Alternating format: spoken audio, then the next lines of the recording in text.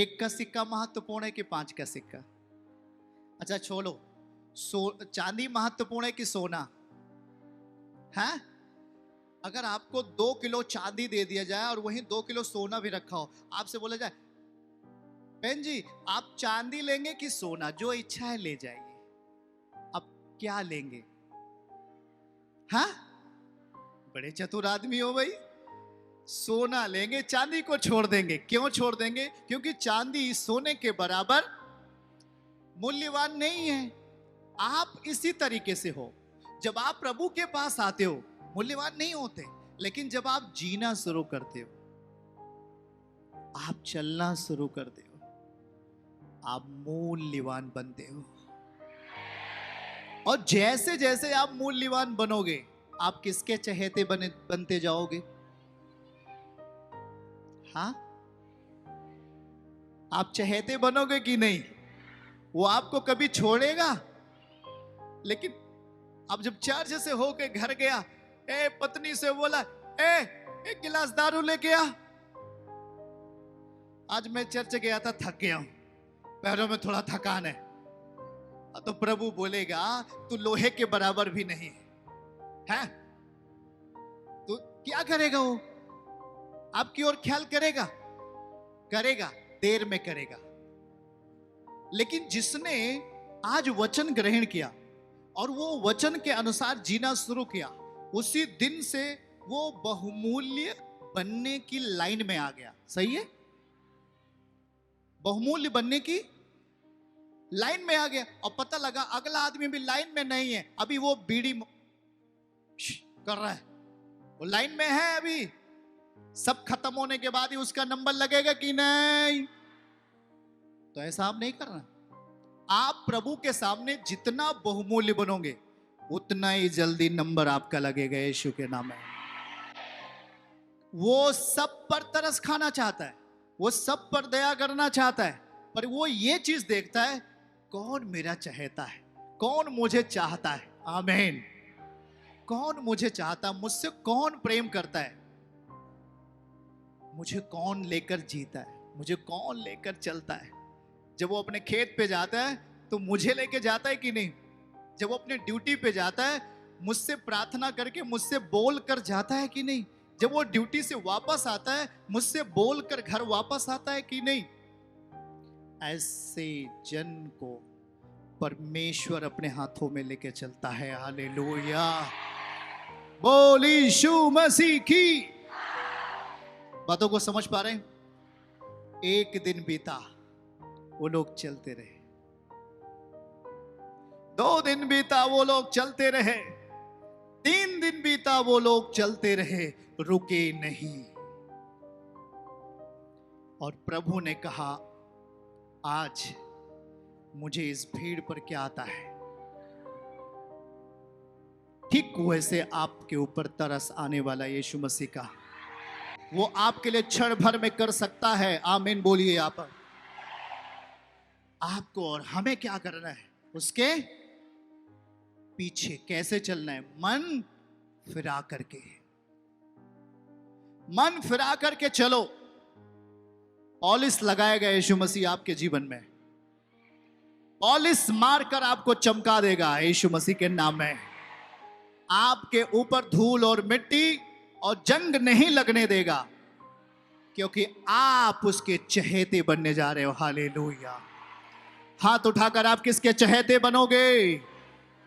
और जब आप यीशु मसीह के चहेते बनोगे तो अपने चहेते के लिए सब कुछ देने के लिए तैयार है। हालेलुया, आमीन। वो देता है बहुतायत से। आमीन बोलिए। कहता है मैं जीवन देने आया और बहुतायत का जीवन देने आया। वो बहुतायत सब कुछ आपके लिए, हमारे लिए। आमीन। तो क्या आप उस परम पिता को अपने जीवन में अनुमति देंगे? आओ आगे, अगर आगे बाइबल को पढ़ेंगे तो सीधा सीधा पवित्र शास्त्र लिखा है कि वो लोग, यदि वो भूखा घर भेज दूं तो वो मार्ग में थक कर रह जाएंगे। ये चिंता कौन करता है? प्रभु कह रहा है अगर मैं भीड़ को भेज दूंगा, ये मार्ग में थक कर क्या हो जाएंगे? टूट सकते, मर सकते। इसलिए प्रभु चिंता कर रहा है इनमें से कोई कोई तो बहुत दूर दूर से आए हैं, इनमें से बहुत दूर दूर से लोग आए हैं। आमीन बोलिए। प्रभु आपको ऐसी विदा करना नहीं चाहता। प्रभु आपको खाली विदा करना नहीं चाहता। प्रभु आपको ऐसे ही विदा करना नहीं चाहता, क्योंकि आप उसके प्रिय बेटे और बेटियां हो। आमीन बोलिए आप। और बाइबल कहती है इन्हें घास पर बैठा दो। यीशु मसीह ने कहा इन्हें बैठा दो भाई, कुछ आपके पास है? क्या है? लिखा क्या है? आगे पढ़िए। उसने पूछा क्या है तुम्हारे पास? उन्होंने कहा भाई 7 रोटी हमारे पास है। इतनी बड़ी भीड़ में 7 रोटी हो पाएगा क्या आपके पास? 7 रोटी, 7 रोटी कोई पूरे लोगों को हो सकता है क्या? लेकिन यीशु मसीह ने कहा ला 7 रोटी मेरे लिए ला, तू 7 ही मेरे पास पहुंचा दे, मैं सारे लोगों को खिला सकता हूं। आमीन बोलिए हालेलुया। और लिखा है कि उसने भूमि पर बैठने की आज्ञा दी और 7 रोटियां लिया और उस पिता का क्या किया? धन्यवाद।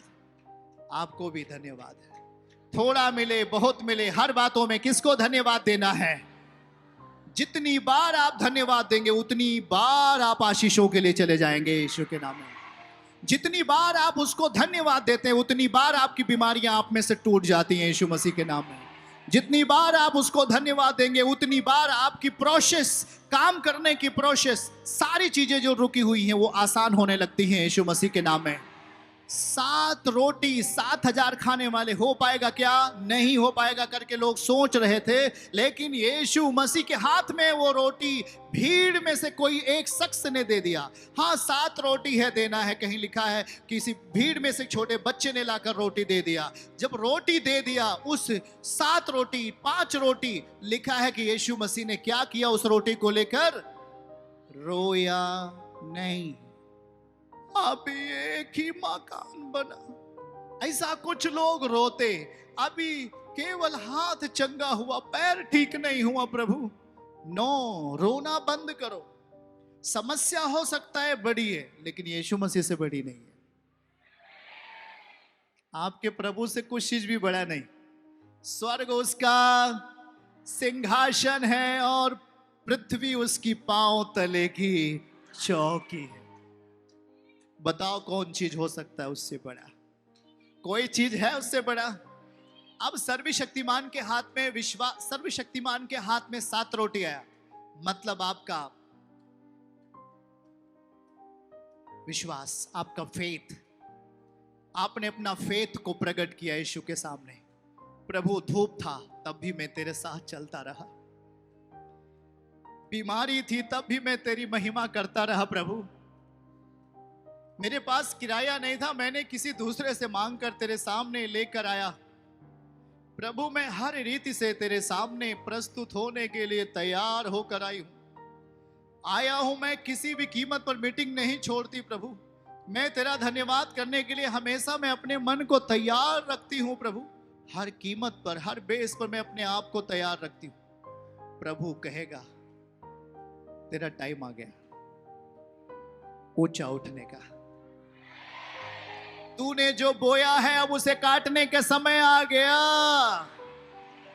याद रखना, जब आप कुछ चीजें बो देते हो, वो पौधा उससे बनने देना। कभी भी अपने बीज को स्वयं नहीं खा लेना। समझ रहे कि नहीं? जब प्रभु आपके पास होता है, जब आप अपने जीवन में इनकम को लेते, जब अपने जीवन में परमेश्वर के लिए बलिदान चढ़ाने के लिए उपाय करते, वो बीज है परमेश्वर का, उसे कभी खाना नहीं। अगर बीज खा गए, खेती कैसे करोगे? हो पाएगी? अगर आप बीज को खा डाले, धान का बीज लेकर आए और उसे ही आप खा जाए, आपका धान आगे हो सकता है क्या? आप बीज को बोना है। जब आप बीज बोगे, याद रखना है, वो पौधा बनेगा, अंकुर बनेगा, पौधा बनेगा, और पौधे के बाद पेड़ बनेगा, पेड़ के बाद बरकत आपको देगा। और जब पेड़ बन जाएगा, हमेशा जो बीज पेड़ बन जाएगा आपको हमेशा देगा कि नहीं? फल बताओ, देगा कि नहीं? इसीलिए लोग पौधा लगाता है, इंतजार करता है, एक दिन अगर ये पेड़ बन गया, ये मुझे तृप्त करेगा। ठीक उसी तरीके से आपका बीज होता है। 7 रोटी यीशु मसीह के हाथ में आने के बाद 7,000 लोगों ने खाया। आमीन बोलिए आप।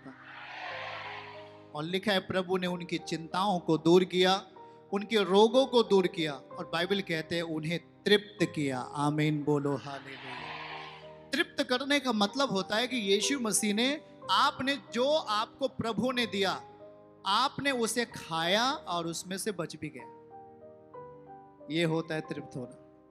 यही यीशु मसीह आपके लिए करेगा। आप खाओगे भी और उसमें से बचने वाला है यीशु मसीह के नाम में। आमीन बोलेंगे तेजी के साथ। आपके पास घटी नहीं होगी, क्योंकि आप किसकी बातें सुन रहे हैं, किसके वचन पे चल रहे हैं। बाइबल लिखा है कि पतरस ने जब प्रचार किया, उनके हृदय क्या हो गए, छिद गए, क्योंकि उन्होंने वचन ध्यान से सुना और पूछने लगे हम क्या करें। प्रभु का वचन कहता है मन फिराओ, मन को बदल लो।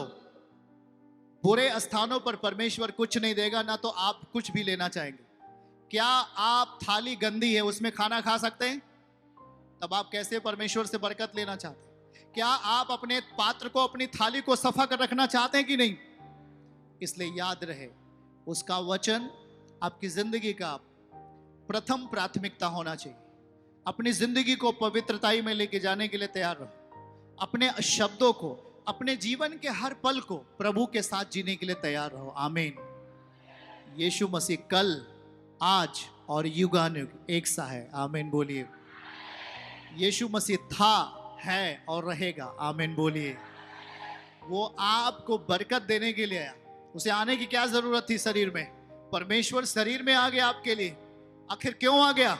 वो आपको देना चाहता है, वो आपको सम्मान देना चाहता है, वो आपको बीमारी से छुड़ाना चाहता है, वो आपको गरीबी से छुड़ाना चाहता है, वो आपको तकलीफों से छुड़ाना चाहता है और आपको ऊंचा उठाना चाहता है। आमीन बोलिए।